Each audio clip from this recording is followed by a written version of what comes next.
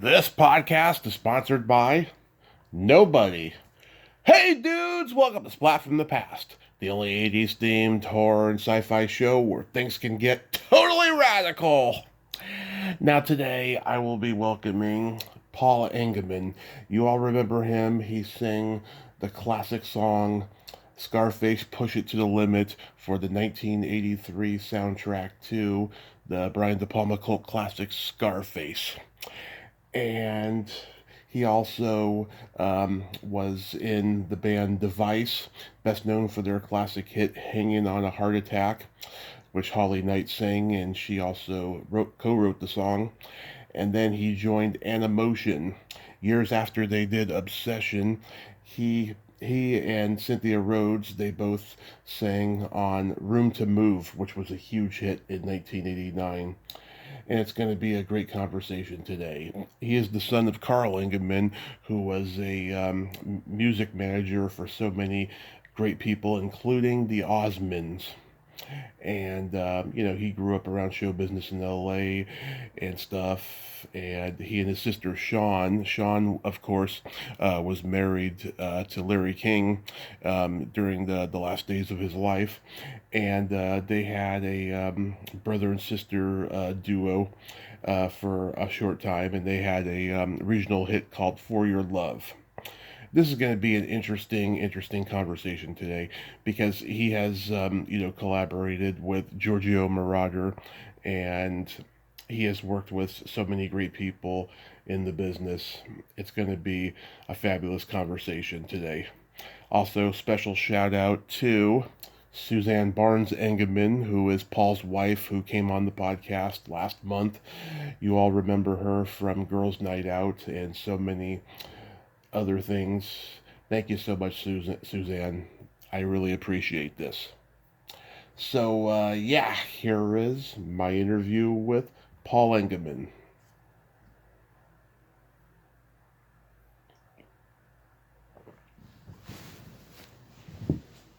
Hey, Paul, welcome to the show, sir. How are you today? Oh, good. Hi, Tommy. Yes, this is such a great honor. Thank you so much for coming on today, and I'm so glad that Suzanne could connect us. Oh, well, you're very kind. It's my pleasure. Awesome. So, going back in time, I can imagine growing up the son of Carl Engemann that it was only natural that you were going to gravitate toward music as well. Well, yeah, I mean, it was sort of inevitable. Yeah. I remember him coming home from Capitol Records. This was probably, like 1963 or something, and telling me that the Beatles were in town. And I was like, please take me to work with you. It didn't happen. Yeah. Had to do it all on your own. Yeah, well, my mom was a studio singer, and my uncle was one of the Lettermen, if you're old enough to remember that group. So, we were trotted in front of microphones by the time we were 4 years old, I and my sisters, just because if they needed kids for a soundtrack or a commercial or some record, my mom was the vocal contractor, so we just kind of grew up in a studio. Yeah, so was there always music stars hanging around the house when you were a kid? Honestly, when I look back on it's interesting. When you're a kid, you don't have much perspective, so you just think everybody's life is like yours. And we lived in Studio City, California, so there were a lot of people in show business, just in our neighborhood. And so I just kind of thought everybody's daddy was in the music business, But, I look back on it, and now and realize, my goodness, I was living smack dab in the middle of history. My dad signed the Beach Boys to Capitol, and when I was a little kid, I used to go water skiing with Brian and Dennis and, Carl, and they were at our house all the time, and people like the Everly Brothers or Billy Preston.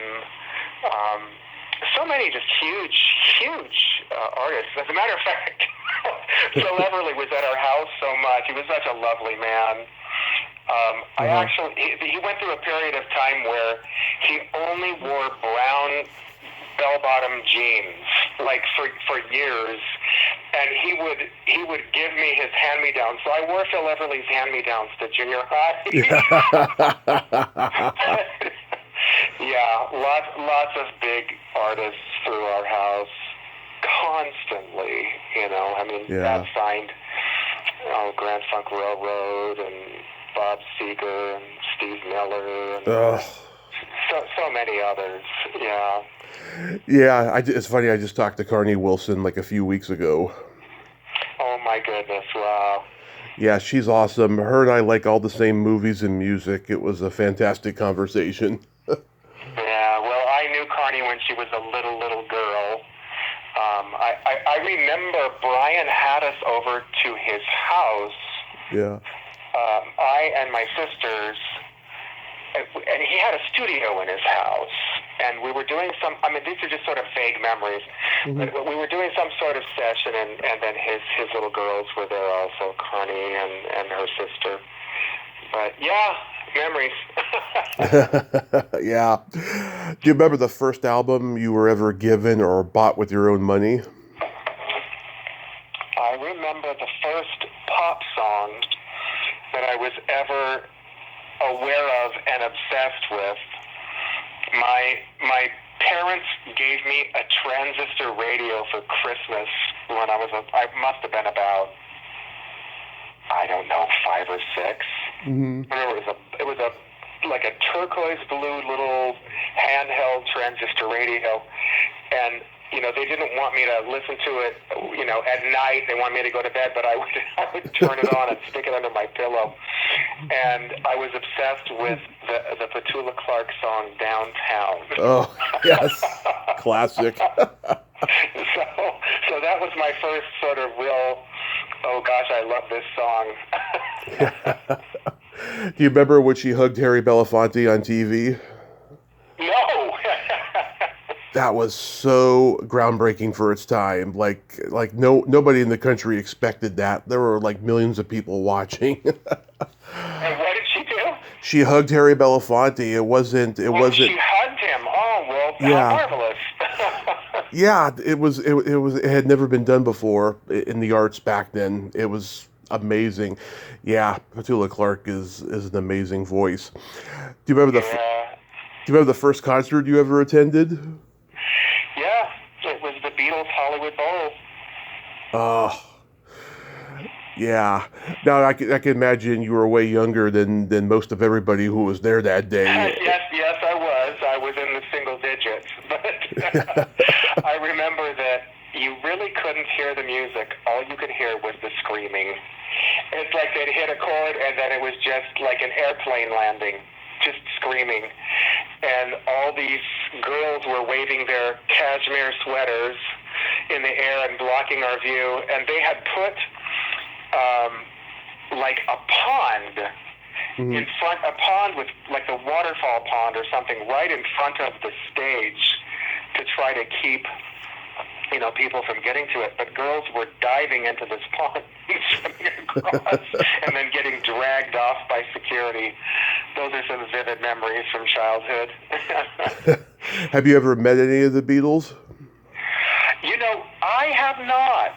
My sister is good friends with Paul McCartney because they did some, he played on a couple of her albums when she did duets with Willie Nelson and Glenn Campbell. But, I have never met them. My dad has had a lot of, interaction with them. He of course, helped to bring them over to the States, and he actually accepted one of their first Grammys. I don't know if it was the first or second.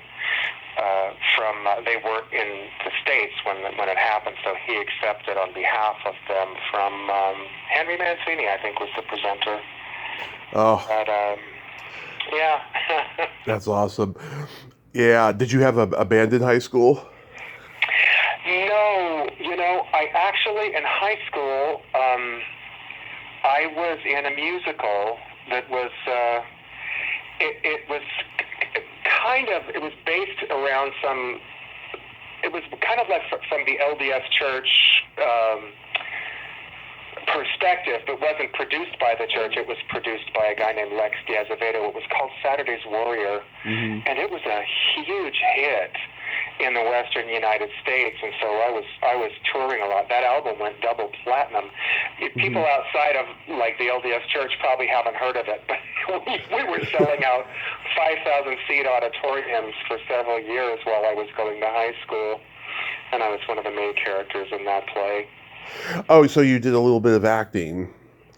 Yeah, quite a bit. We toured for about, 2 years with that play, and then I was in another musical called My Turn on Earth, and another one called Threads of Glory. These were all written by the same guy, but quite successful little ventures. Yeah, because I found this on IMDb, and we know how inaccurate IMDb is. You did a voice for the short-lived Butch Cassidy cartoon.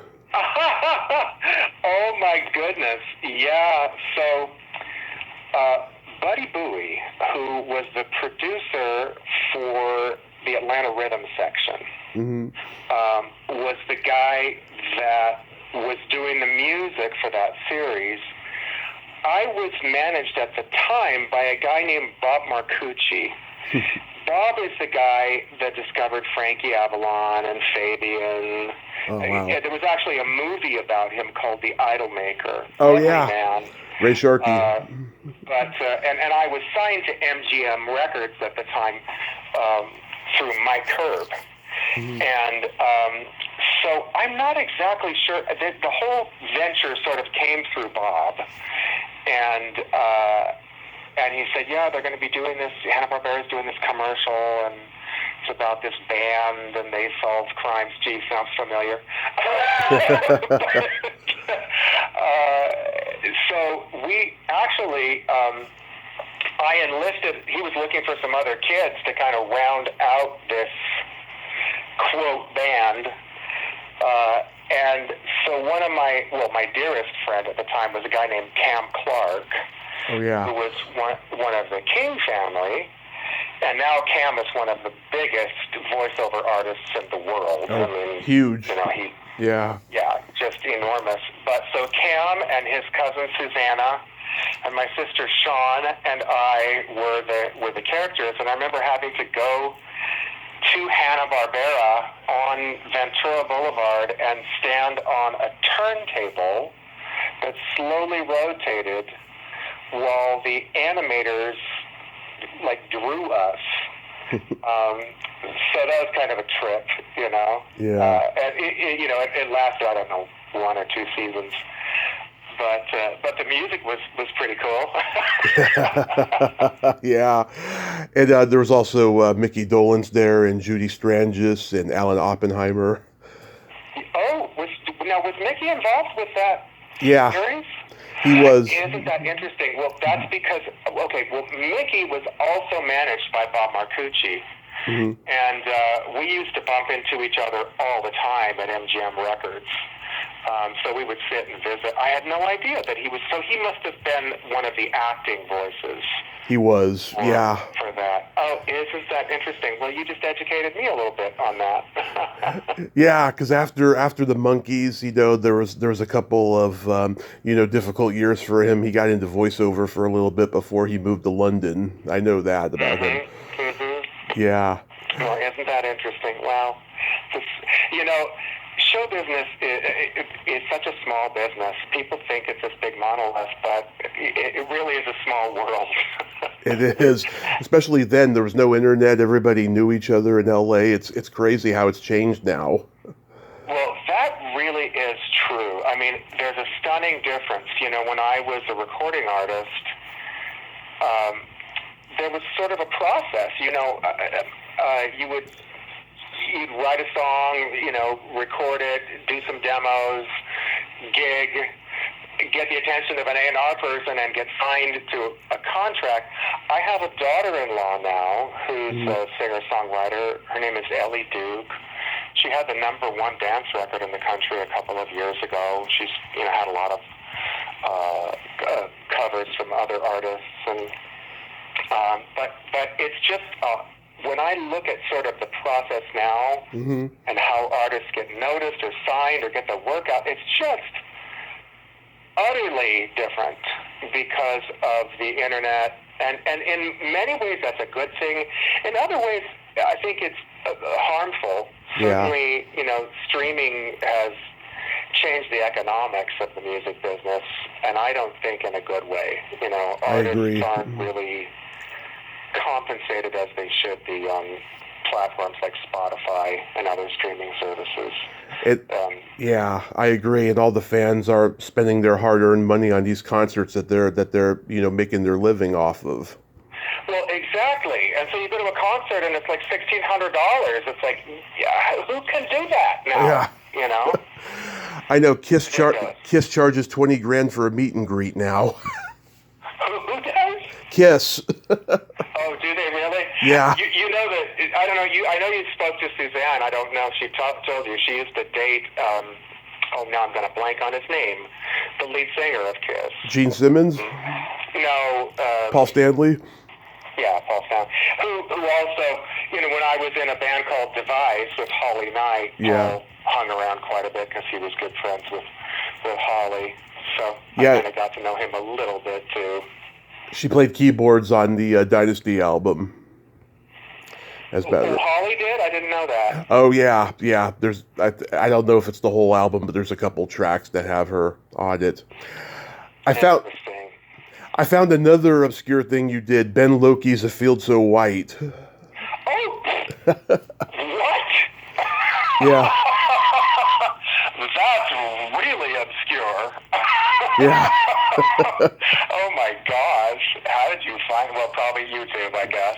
Yeah, I saw the clips. You were like a truck driving delivery guy, and you had your sleeves rolled up. You were looking very virile. Oh no, you know what? I think that was a guy named Clark Frogley. Oh, okay. No, I played a rebellious kid in that. Oh, okay. He looked like you. I was like, oh my God, he looks very virile. Interesting. What was Ben Loki like to work with? Oh, Ben was a friend for years. So he was a good guy. I mean that was also written by Lex Diaz-Avedo, who wrote Saturday's Warrior. So okay. It's a little incestuous. Yeah. But when you were at MGM Records, was the cow still there? I don't think they were at the time. But my father owned this is so funny. My father owned a recording studio, also in Studio City. It was right on the corner of Ventura Boulevard and Colfax. And so a lot of people would come in and record there. And my dad had a production company, and Billy Cowsill used to come in. I guess they were developing a new project or something through my dad's production company. And I remember, they went through a little period where there was some drugs involved there. Of course. Yeah. I remember Billy got upset about something and started eating the tape. It was a random memory. Wow. People did crazy stuff in those days. They still do. Yeah. Well, back in the 60s, I guess it's still prevalent today. But people did a lot of drugs, and I think they thought it helped them be creative. I just don't think it did. I think it's more of a hindrance than anything else. If you look at Brian Wilson. Oh yeah. After that was just, he got into the psychedelics and it just kind of fried him after Heroes and Villains didn't do what Good Vibrations did. He went to bed for about 5 years. Yeah. Yeah. It's sad. I remember my dad used to work with a lovely guy named Joe South, if you remember Joe. He wrote, Sounds familiar. Games People Play. He wrote I Never Promised You a Rose Garden, lots Hush, Hush, I Thought I Heard a Call on My Name, lots of hits. That guy, yeah. But I remember Joe. Joe was just a lovely, lovely person, kind of a tortured soul. But I remember one time having to go. He was late for a recording session at the studio. We couldn't figure out where he was. He was staying at the Sportsman's Lodge in Studio City. And so my dad said, "Hey, we better let's go see if we can't find Joe. Let's go pick him up, or what's going on." We go to his room, and apparently Joe had done some pretty good drugs. And he opens the door to his room, and I'm looking behind his bed, and I'm thinking, that is so weird that the Sportsman's Lodge would have a huge ad just behind the bed in red paint.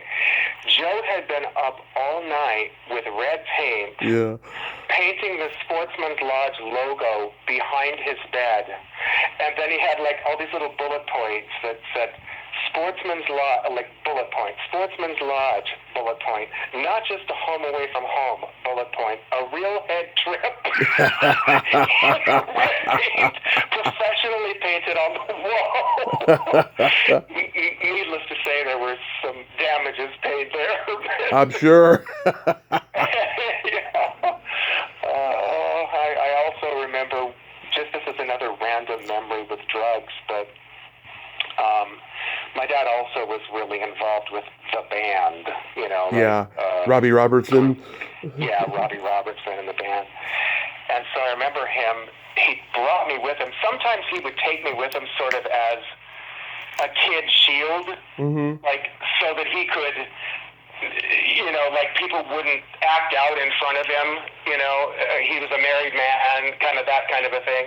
Yeah. And he took me, I think that they were appearing at the Greek Theater, but we went before the show to the Regency Hyatt on Sunset. And it was just like, if you could think of the hippiest, most 1960s love beads hootenanny that you could ever imagine, we walked into the suite there with Robbie Robertson, and they're all obviously stoned out of their minds, and Robbie's on the bed meditating with some guru with incense, and there's all these topless women walking around, and my dad's covering my eyes. Oh, bad. Random music business memories from the 60s. Yeah, I love it. So how did you come to start being called Christopher Paul for a while? Oh, my gosh. Boy, you really did a deep dive. Yeah. Well, that was when I was signed to MGM. And that was also with Bob Marcucci, who just thought it was a better name than Paul Engemann as far as a showbiz name, so I just kind of went with it. But when I started working with Giorgio Moroder and Animotion and Device, I just went, this is who I am. This is my name. This is who I'm going to be. Yeah, you and your sister had a regional hit, For Your Love. Was that written by you? No, For Your Love was an old... So Mike Curb had this theory that, if a hit was about 20 years old, you could re-record it and do it again. And as a matter of fact, the story there is kind of interesting because Donnie and Marie had just started recording, as a duet. And Sean and I had already been recording as a duet. And Mike brought us a song called I'm Leaving It All Up to You. And we recorded that song. It was an old hit from the 50s, and so was For Your Love. But so we cut the track. Don Costa did the arrangement. We went in. It was a finished record. We were about to release it. And all of a sudden, one day, I'm in the kitchen, and I turn on the radio, and I hear our record, but with Donnie and Marie on it. Mm-hmm. So they recorded I'm Leaving It All Up to You and had a hit with it. And Mike, bless your heart, if you're listening, you know you pulled a fast one there, buddy. Yeah. Still love you. But yeah, so that's how we wound up recording For Your Love. It was just a different, attempt at that same theory that, 20-year-old songs that had been hits could be hits again. Were you trying to be the next Donnie and Marie? We were Donnie and Marie before Donnie and Marie were Donnie and Marie. We were recording before they were, but with MGM. And then, they had the Osmonds, and then Mike, had, I guess, the idea to record Donnie and Marie together. And that's kind of how that shook out. And your dad was supportive of the whole thing?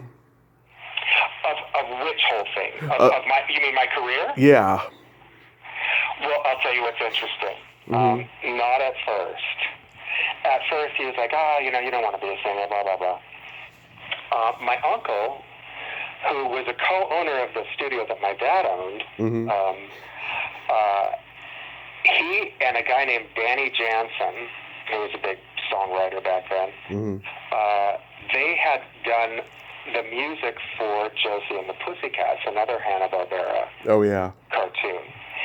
And so there were all these different tracks that they had, and my uncle said, hey, just come into the studio. He knew that I wanted to sing. And he put my voice on one of the old Josie and the Pussycats tracks, and then played it for my dad and didn't tell him who it was. And I said, now, what do you think about this? I said, that's pretty good. Now, who is that? He says, well, you ought to know. It's your kid. So that kind of changed the equation a little bit. Back then, you could get away with stuff because there was no Google. Yeah. Oh my gosh, you did a deep dive when you were talking about things like Christopher Paul. My goodness. Oh yeah, I was. That struck me. I was like, is that his real full name, Christopher Paul Engemann or something? No. Mm-mm. It is not. It was just a made-up name that my manager thought would work better. So. So how do you come to meet Giorgio Moroder and start working with him? Well, so when I was signed to, let me see, after I left MGM, I mean, this is all happening, in my teens. So I was signed to MGM when I was probably like 13, 14. Mm-hmm. And then later, I was about, 18 or 19. I was signed to Polygram through, is it Erwin Steinberg? I think he was the guy that signed us on having a brain cramp. But I had decided to serve a mission for our church, which is a 2-year proposition. And I went in and met with him and said, hey, listen, I'm going to be going on a mission for our church. He says, well, don't worry. Your contract will be here when you get back. Well, he was fired about 2 months before I got home. So there went that. And then my family had moved to Utah because my father started managing the Osmond family in, about 1973 or 4 or something like that. And they built Osmond Studios for the Donnie and Marie show in Provo, Utah. And my father just felt like he needed to be there, for obviously he needed to be more hands-on and in person during that period. So, gosh, I served a mission in Peru, mm-hmm. and when I left from Studio City and returned home to Provo, freaking Utah in 1979, which was such a cow town at the time. Yeah. It's certainly changed now, but so I was just I didn't know what I was going to do because I didn't have a contract and my family was living in this cow town. So I started, just to keep my chops up, I started singing with this little cover top 40 band, and we were playing in all these just horrible little bars around Utah, and just to keep my chops up. But my sister actually had started working with Giorgio while I was on my mission. She recorded an album with Giorgio, and then they started dating. And so she had a television show called Hollywood Insider. Oh, yeah. She had it for 12, 13 years. So she was living in California, and I just finally decided, I'm going to get nowhere in Utah in the music business. I got to get back to California. So Sean and I lived together in the Hollywood Hills there, just kind of above Universal Studios. And Giorgio's studio was just right down the street from Universal. It was on, is it on Lake or something? I'm blanking. But anyway, I met Giorgio. Sean introduced us. We became socially friendly. And then he had the need for people to come in and do demos with him. And so I started doing a lot of demos with Giorgio. And he loved my voice, and he wanted, to work with me. So I had several things that I put my voice on that were sort of misfires because he wanted me to record it, and then it wound up. So, for instance, with Top Gun, Highway to the Danger Zone, I recorded that first. Kenny Loggins learned it from me. Giorgio had wanted me to be in the film, but then they were looking for a big name at the time, so that didn't work out. Same thing happened with Never Ending Story. I recorded that first, and then they put Lamal on it because they wanted a quote name. I kind of chuckled when I think of Lamal as a name. Okay. So, I was doing all these different demos, and then along came Scarface, the movie Scarface. And, Giorgio was he was doing all sorts of movie soundtracks. Of course, he did Flashdance and all kinds of big movies. But, so he put me on a song called Push It to the Limit that he and Pete Bellotti wrote. Yep. And the guy that was why can't I think of his name? The guy that was the president of MCA at the time. Oh, Lou Wasserman? No, this is the guy that was... Or Sid Sheinberg. Irwin Steinberg? No. Sid Sheinberg. No, it's a different name. Anyway, he had a band that he was really pushing called Southside Johnny and the Asbury Jukes. Yeah. And he wanted them to record it. So Giorgio acquiesced and put them on it, but he was sick of what had been happening with me. And so he went to Brian DePalma and said, I have these two versions, which do you like best? And DePalma chose mine. And so that's how Scarface happened. How is it that song did not become a #1 hit? Because it's right up there with Michael Cimbello's Maniac on the Flashdance soundtrack. I mean, it's a memorable song from a 1983 movie. Well, I'll tell you why. Because the president of the company had a stick up his butt.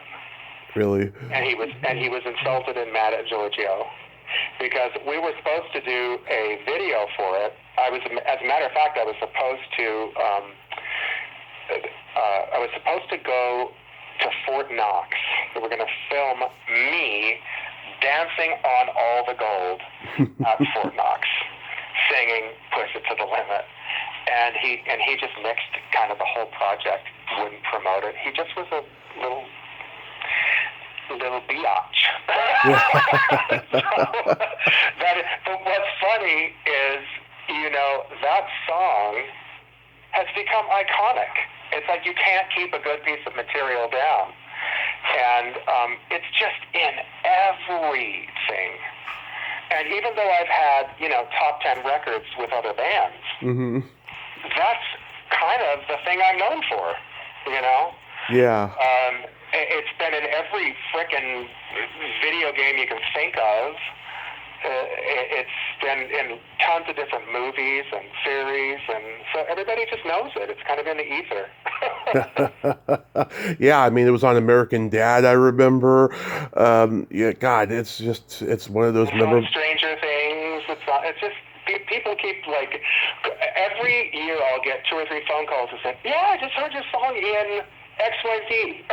I'm like, oh, okay, well, there you go. Then you guys do Reach Out for the Summer Olympics in '84, and then American Dream. I saw the video the other day. Any memories stand out about making that video? Oh, sure. Yeah, well, so we wrote, it was actually John Peters. John Peters, who was his partner? Peter Goober.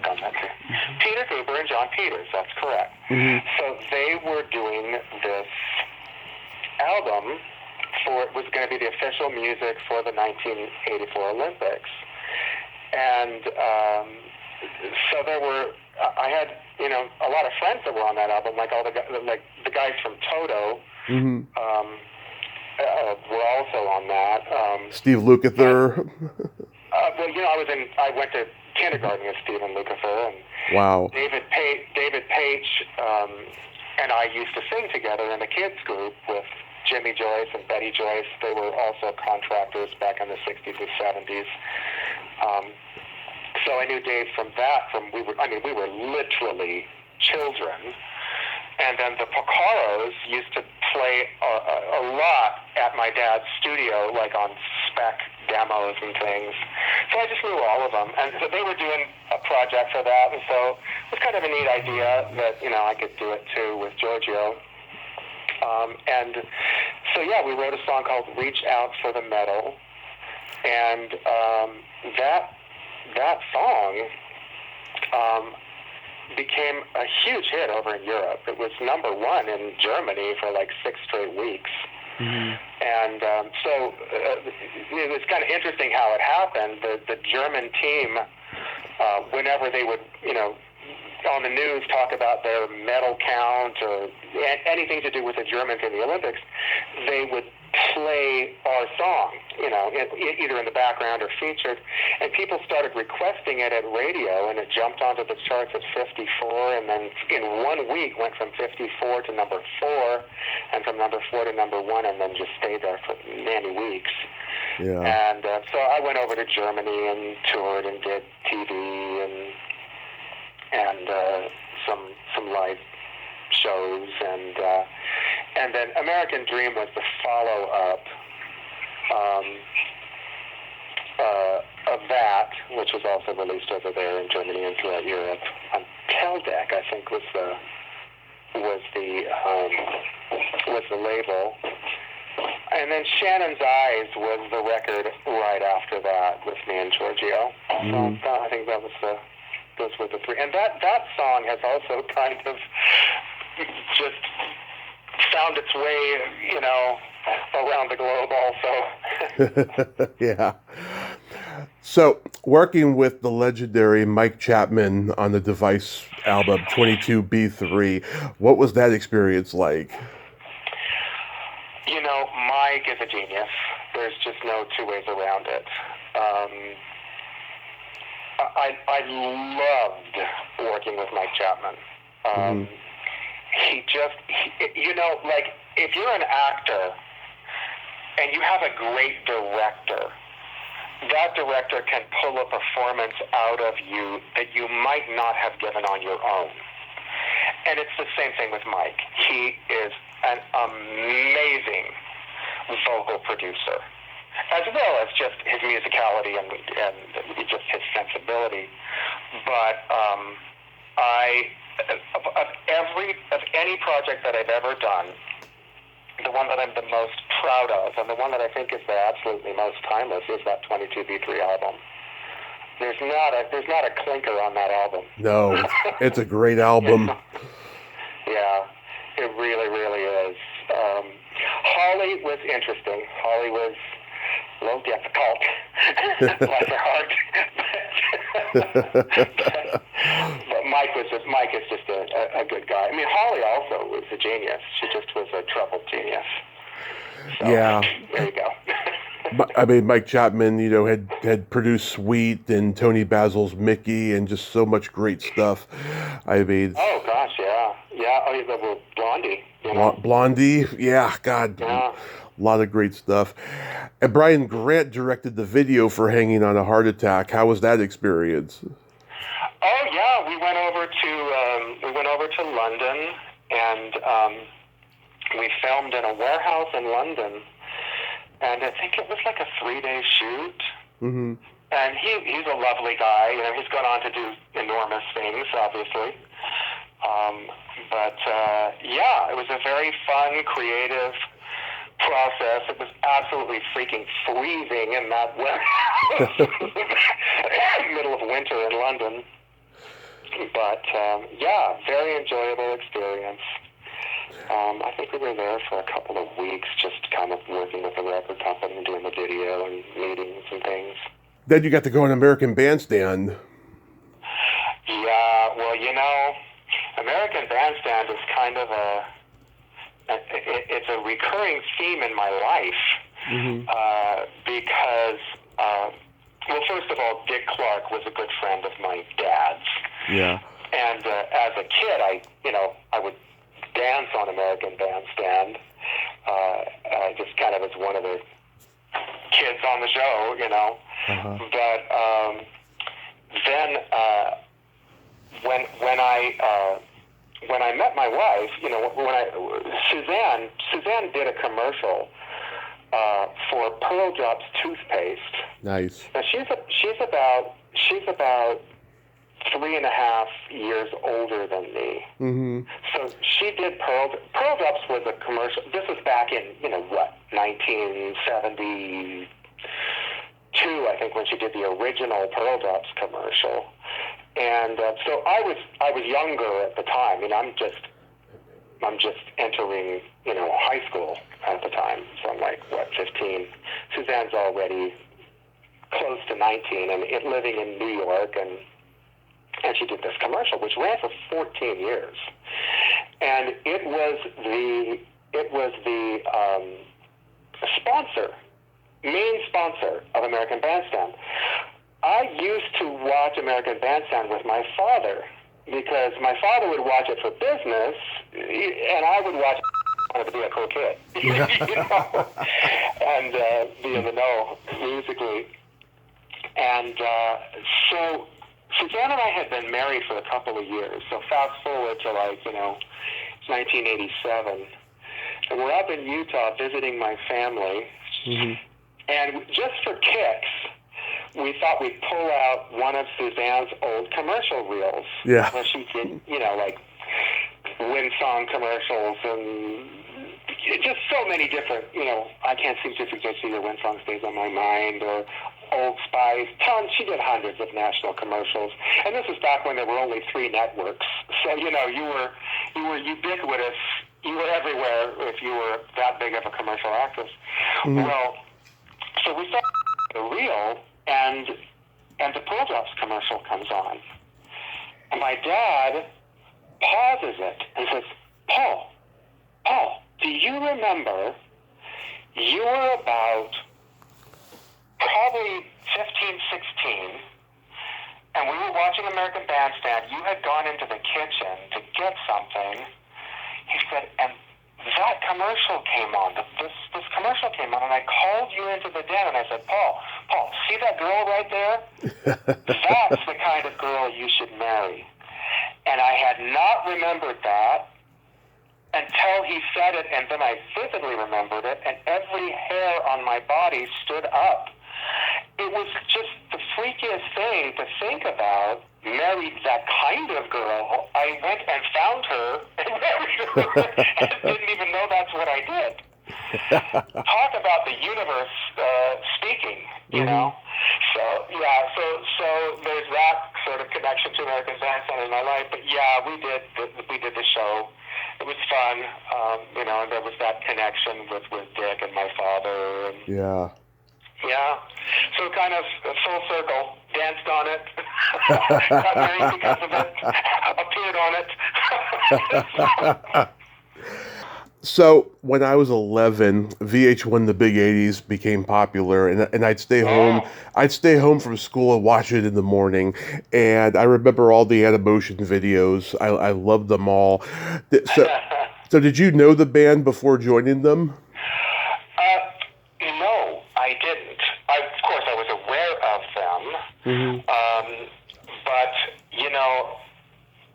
well, let's just back up into Holly. Holly, let me just say, she is a musical genius. I will give her due. She must have been going through a really difficult thing. I was a naive kid. I was raised in a Mormon family. I didn't do drugs. I didn't do, Yeah. So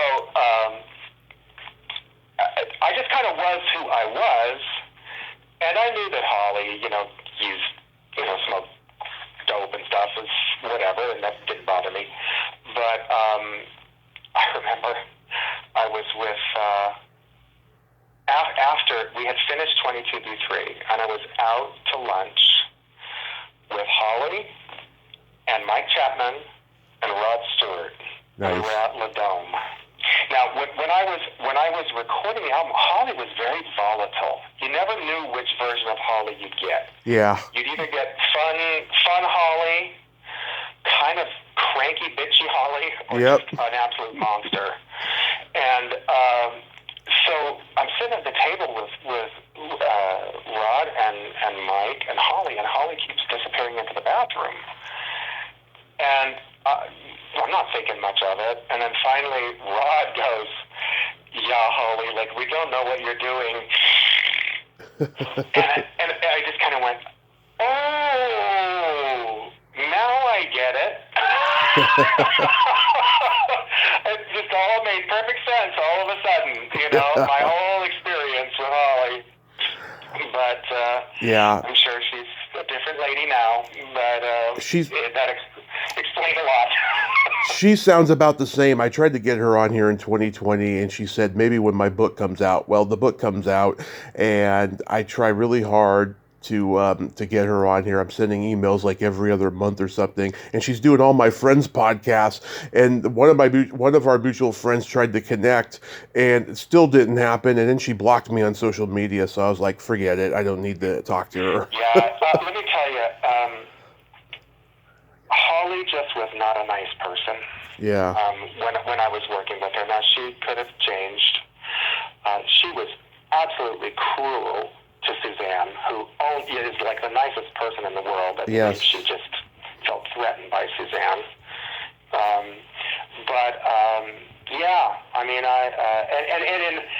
Holly will go on podcasts and people will ask her, well, how come Device didn't stay together? Yeah. She'll try to blame it on me. Of course. Paul, she literally said, well, Paul was a hard worker, but he was a lot of work. Oh, really, sweetheart? Yeah. No. Device broke up because you're an egomaniac and wanted to be a solo artist, and it drove you crazy that I was out front. And that's just the honest truth. I mean, there you go. I'm saying things just because I'm old enough to say them, and I don't give a crap. Yeah. But what was Cynthia Rhodes like to work with? Cynthia's a doll. Cynthia's an absolute doll. Yeah, backing up, just so this might be interesting to you. Mm-hmm. So we were doing the second Device album, and we had just recorded Simply the Best, which was going to be our first single. Yeah. And then for some reason, Holly just decided she was going to be a solo artist. Which kind of makes me chuckle. Okay, girl. You go, girl. But that's kind of when the band broke up. So that's when Animotion heard that. They were big Device fans, and they called me directly and just said, hey, we're looking for a lead singer. Would you like to work with us? And that's how that got put together. And Cynthia, so Animotion was managed by the same guy that managed Richard Marx, and I'm blanking on his name. I probably blocked it. But anyway, so Richard and Cynthia were dating at the time and were very serious, and that's kind of how she wound up getting introduced to Animotion, and it just kind of worked out. But Cynthia's a lovely person. I always liked Cynthia. She was just a really nice woman. Yeah, she's an icon from my childhood, with Staying Alive and Runaway, and I felt like she could have done so much more, but I guess she walked away from it all. Well, she married Richard, and they had a bunch of kids, and now I guess they're divorced. So yeah, but she was just always lovely. I really enjoyed Cynthia. She was a nice gal. And Animotion was taking a much more AOR direction by this point, after doing, the kind of synth poppy stuff with Obsession before that. Yeah, which Holly wrote. So, isn't that interesting? Yeah, I heard Michael DeBar, another one who blocked me on social media. Oh, yeah. Well, there you go. Interesting. Well, when you're a podcaster, you got to be a little bit relentless. I understand that. Yeah. You just have to try to get people on your show, but gosh, it's in their own best interest to stay relevant. Why would they block you? Yeah. Now that video for Room to Move, it's very Blade Runner-esque, like just with it's one of back in the 80s, people made videos like these where it's like a dark room factory or something like that. Well, that was very much the vibe for Hanging on a Heart Attack too. Yeah.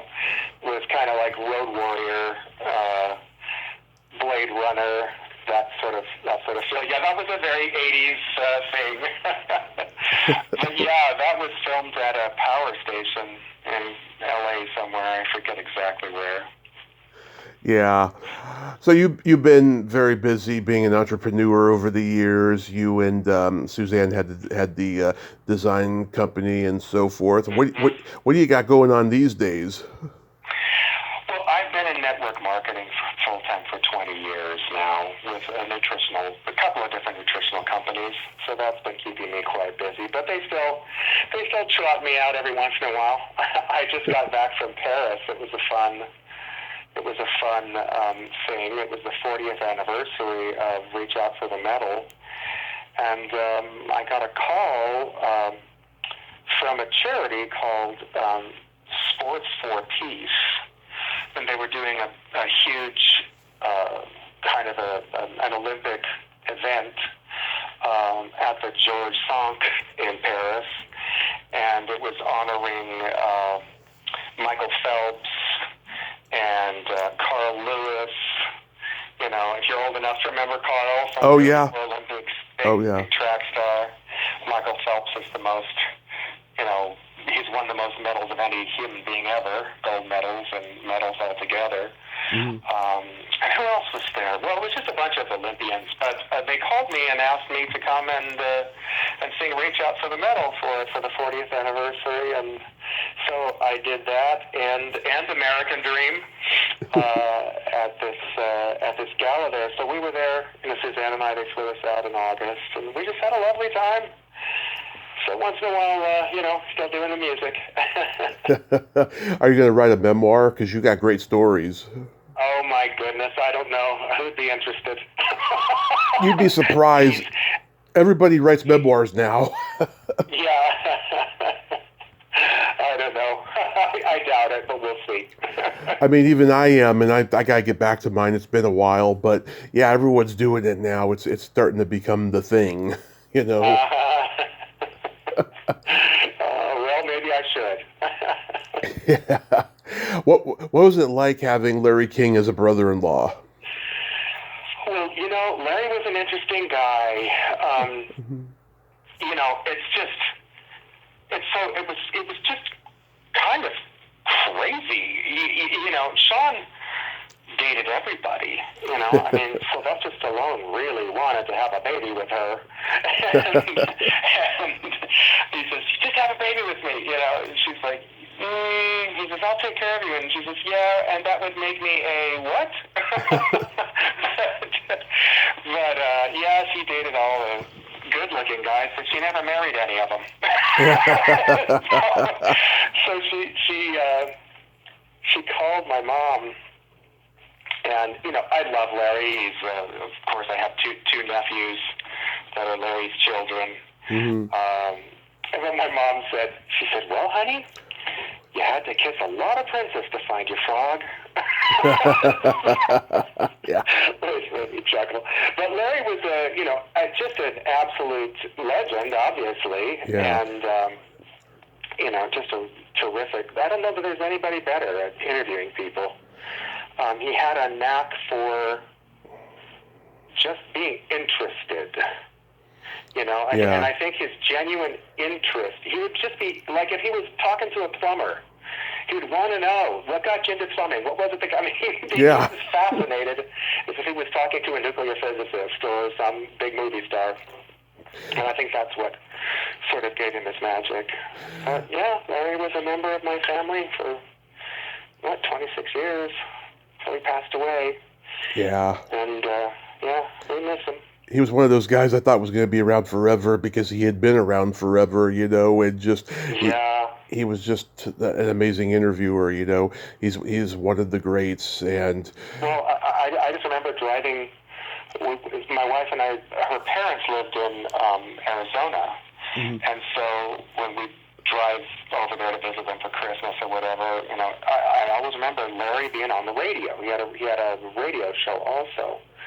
And it just was very strange at the time to think, wow, now he's my brother-in-law, But my sister would call us every once in a while and go, you'll never guess who I'm sitting next to. I'm like, who?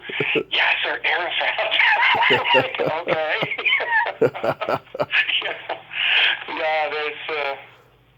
There was a lot of entree. I've been in show business and around people my whole life, but the pace at which we were around all kinds of interesting characters certainly increased when Larry joined the family. Yeah. Well, Paul, I thank you so much for coming on today. I hope you and Suzanne have a Merry Christmas, a Happy New Year, and be safe out there. Oh, well, thank you so much. And the same to you, Tommy, and hope you have a marvelous Christmas and a Happy New Year, and the same to all your listeners. Thank you so much. Blessings to you, sir. Likewise. Take care. Take care. Bye-bye. Bye. Well, there you have it. Paul Engemann. Oh my God, he is a mensch. He is a sweetheart of a guy. That was a great conversation, and I'm glad to know that I wasn't, the only one who thought so much about a certain person whose name came up a lot in this conversation. We don't need to say that person's name again. I am so friggin' happy we got to talk today. Thank you so much, Suzanne. You are one lucky gal, and Paul, you are one lucky guy. Well, until next time, this is Tommy Throwback Kovac saying, there's no shame in living in the past because the present sucks. Later, dudes.